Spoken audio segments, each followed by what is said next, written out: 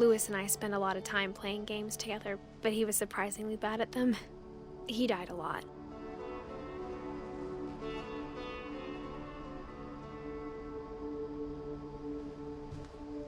He was so proud of being Indian. I think for him, it was a way to be something other than just a Finch.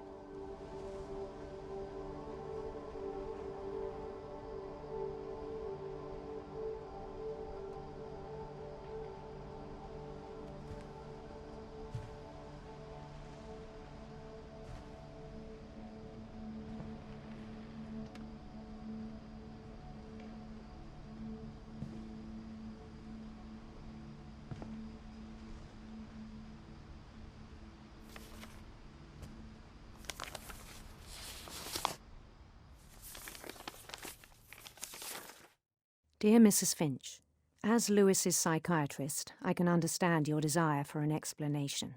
As I see it, the trouble began in January, shortly after we convinced your son to seek treatment for substance abuse. Newly sober, I believe Lewis first noticed the monotony of his daily life.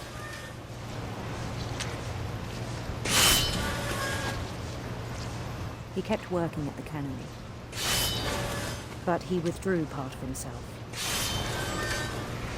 In our sessions, I saw the same behavior. His mind began to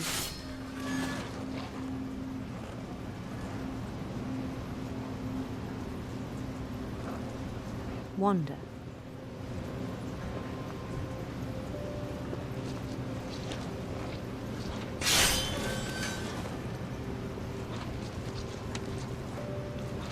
I asked him to describe it. He said he started small, imagining a labyrinth.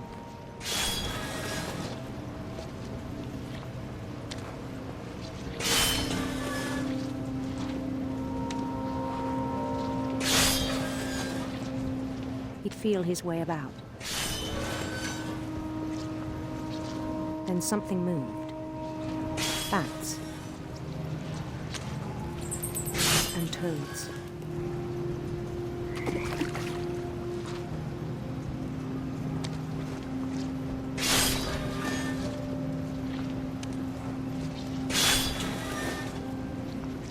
And things that have not names.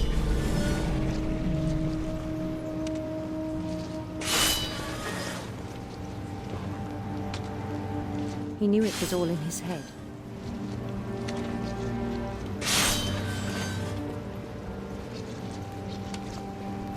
But he took it very seriously. I had hoped he'd find himself.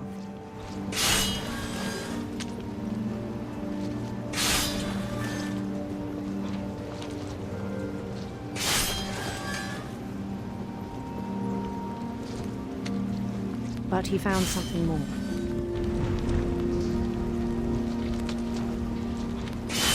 I worried about him then. Daydreaming at the cannery.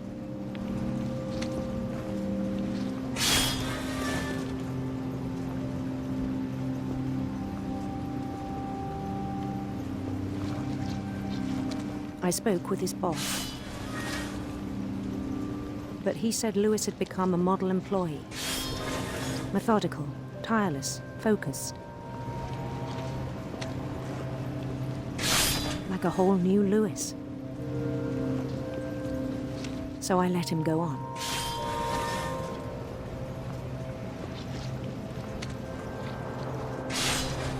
I even encouraged him.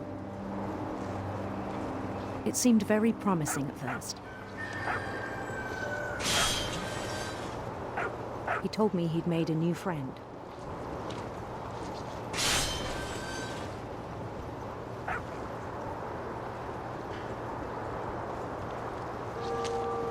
On the edge of a city he named Lewis Topia. He built the city up slowly, brick by brick.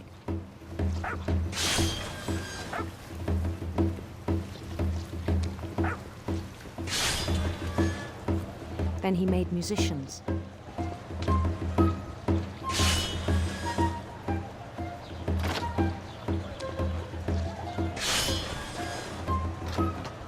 songs for them to play.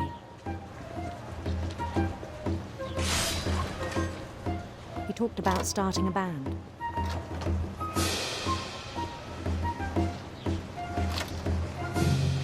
And he was always humming something.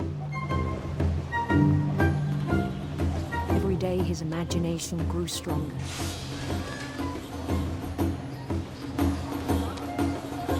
He no longer spoke at the cannery. But his chopping was as reliable as ever. Then one day it struck him that all the cheering crowds, even the stones under his feet, were all in his imagination, so he could do whatever he wished.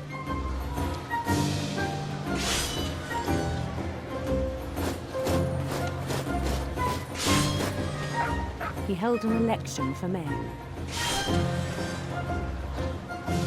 And he won.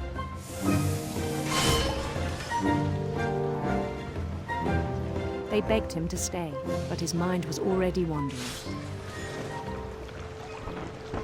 It became a game for him.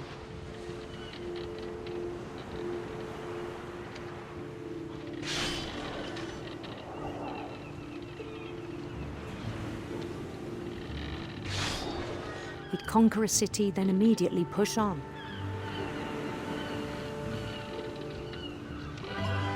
New Louisville.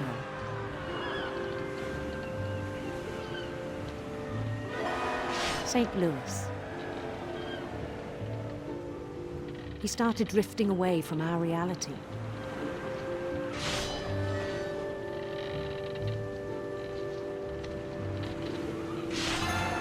Minneapolis. Until one day he forgot to go home from the cannery. Even as his mother pleaded with him, part of Louis kept sailing on.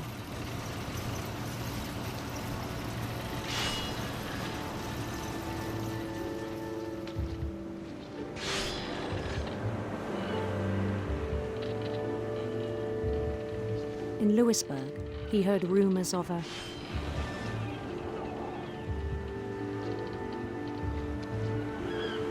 handsome queen.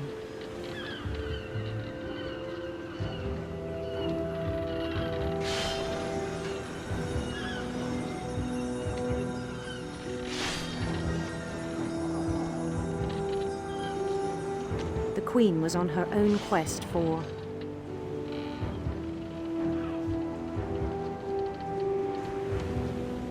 radiant rainbows.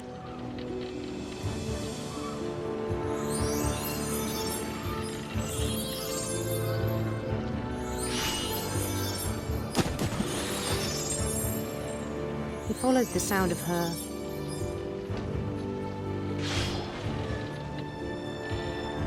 silver harp.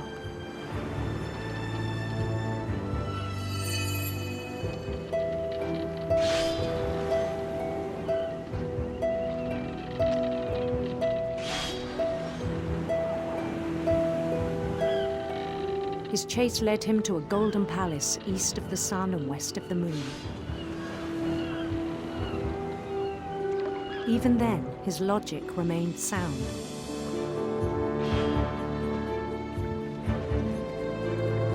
He knew the world was all in his imagination.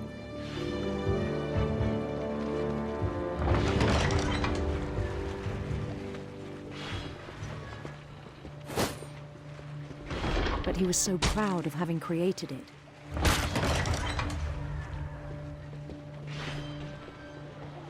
In his own eyes, he'd become something greater than a king.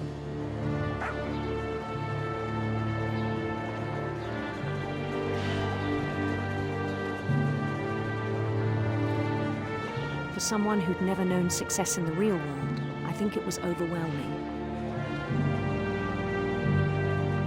And then it struck him that the real Louis was not the one chopping salmon, but the one climbing the steps of a golden palace.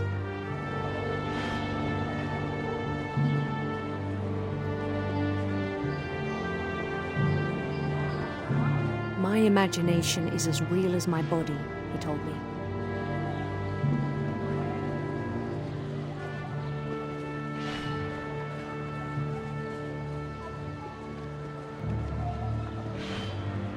was hard to argue with him.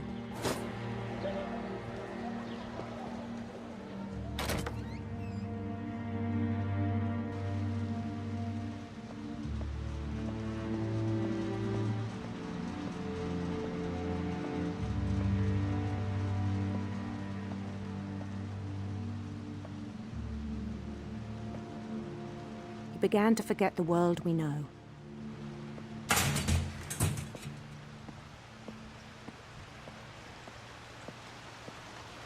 I think it pained him to remember Lewis, the cannery worker.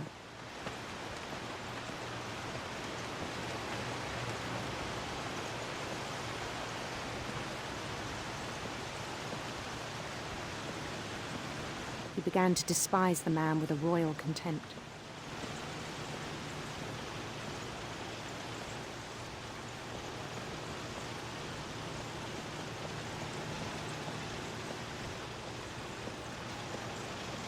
I still thought I could save him. Even after he said he was being crowned king over all the lands of wonder.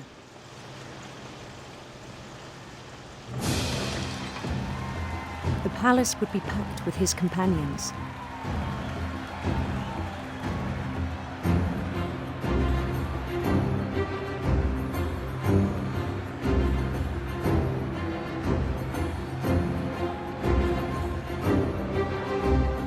Including the wise Calico who'd insisted on inviting him.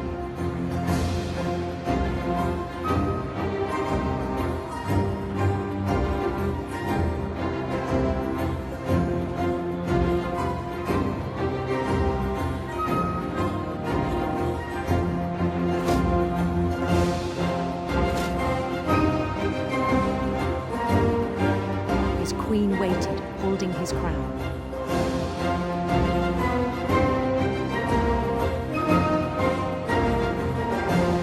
There was only one thing left to do.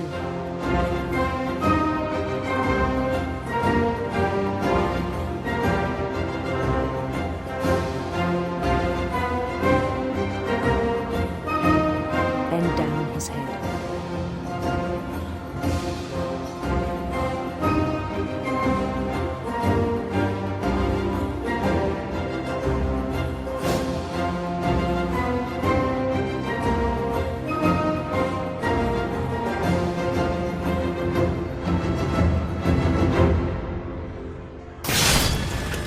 I think you know. Mrs. Finch, your son was a kind man who will be missed by all of us who knew him.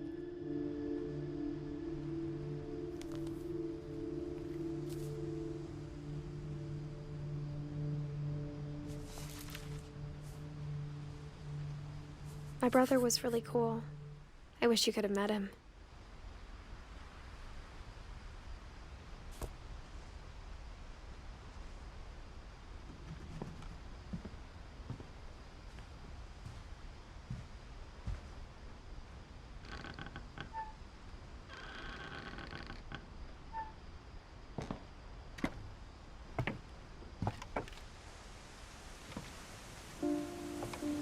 On the way back from Lewis's funeral, my mom told me to start packing.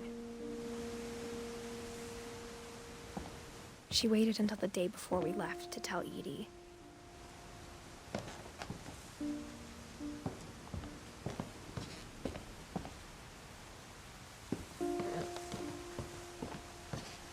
I'm not sure if she wanted to make it easier or harder.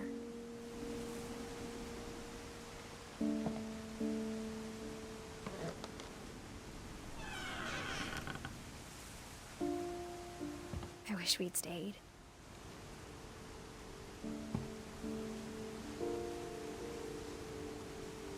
But I understand why we left.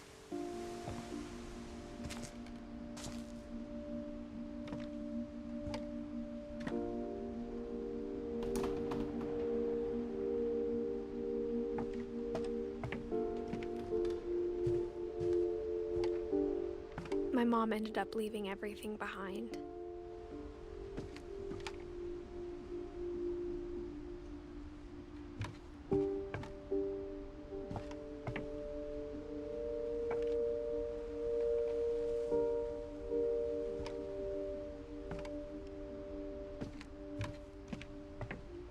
What happened that night had been coming for a long time. Maybe it should have come sooner.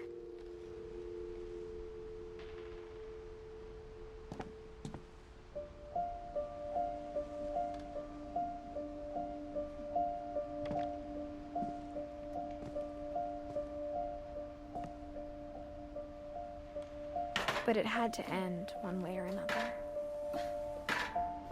All that's left now is to tell you about that last night.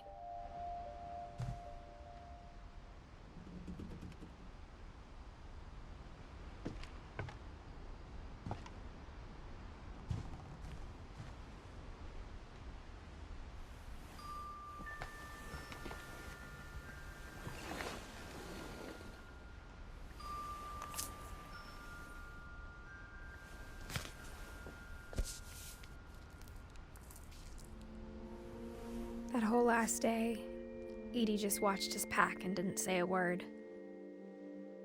Until supper, when she raised her glass and said, "To our final night together, and all our final nights apart." Grandma, you know what I said about alcohol. Some of your medications are very Edith, specific. I left a present for you in the hallway. Why don't you go open it? The grown-ups have to argue now. I'm sorry, you're right. We're all leaving tomorrow. Let's just enjoy our last... I'm not leaving. Edith, you're excused.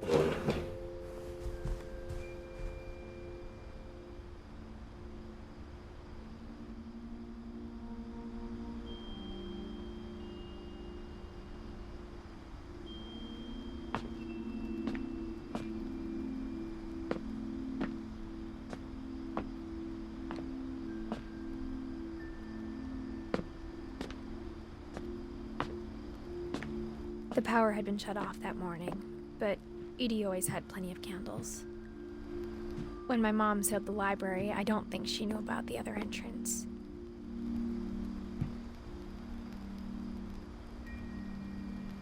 Or that Edie had a key to it.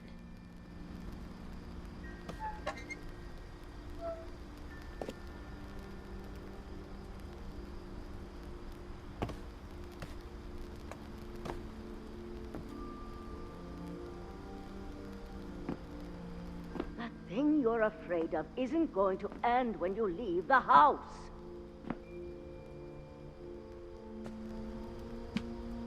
Edith has a right to know these stories. My children are dead because of your stories. I think it's best if Edith and I leave tonight. We'll have the nursing home send a van for you in the morning, okay?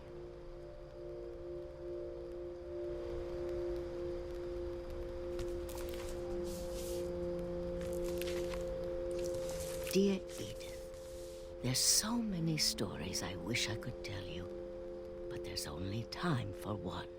This is about what happened on the night you were born. That night, the tide went way, way out. It was the first and last time I ever saw the old house aground. There'd been an earthquake out in the middle of the ocean. They called it the lowest tide in 1,000 years. God, it smelled awful. You know, I've seen that house every day of my life.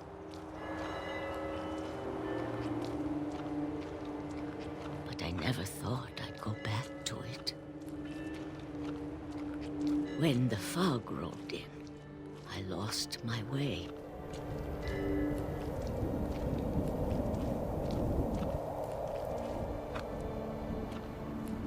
I got turned around.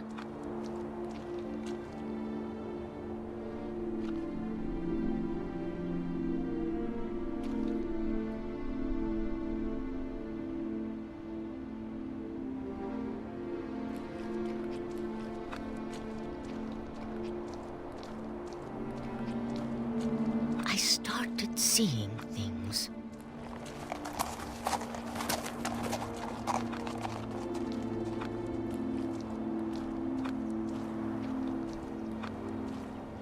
things I'd forgotten had ever existed.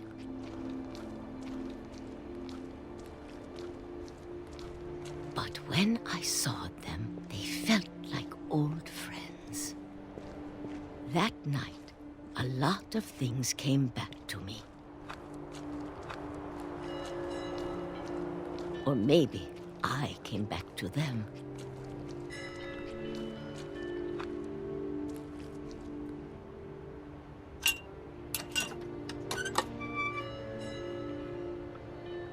Things I can't explain, but that I need you to try and... Edith, what are you doing in here? It's mine. Edith! Mom, you're gonna rip it! Let go! I kicked and screamed, but Mom dragged me to the car. I never saw Great-Grandma Edie again. The next morning, the van came to pick her up, but she was already gone. After that, we moved around a lot.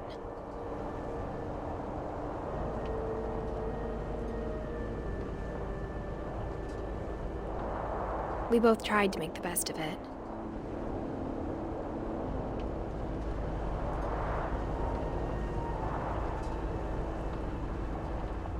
A few years went by.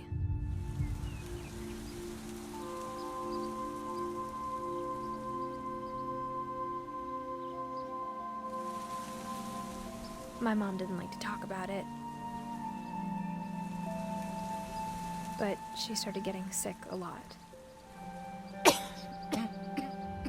The rest happened pretty quickly.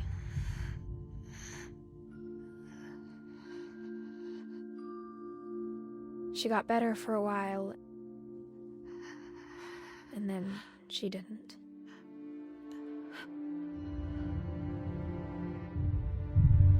And then I was alone.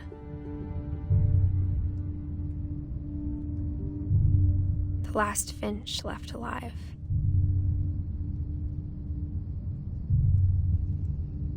Until I found out about you. I'm still not sure what to tell you about all this. If we lived forever, maybe we'd have time to understand things. But as it is, I think the best we can do is try to open our eyes.